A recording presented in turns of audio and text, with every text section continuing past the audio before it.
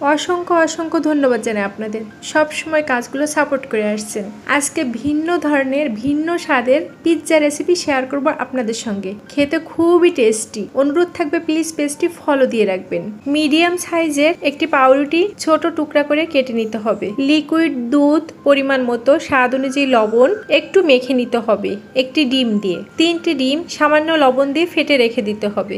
কিছু কাবাব ভেজে তুলে নিতে হবে। কাবাব রেসিপিটা আমার পেজে দেয়া রয়েছে, কষ্ট করে একটু দেখে নেবেন।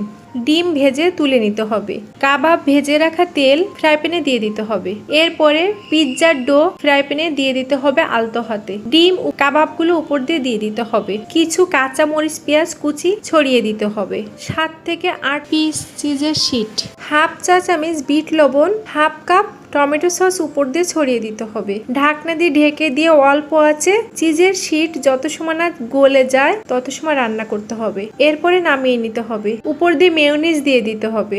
এতে করে বাচ্চারা খেতে খুবই পছন্দ করবে। ভালো থাকবেন সর্বদা। দেখা হবে নতুন কোনো ভিডিওতে। আজকের মতো বিদায় নিচ্ছে। আল্লাহ হাফেজ।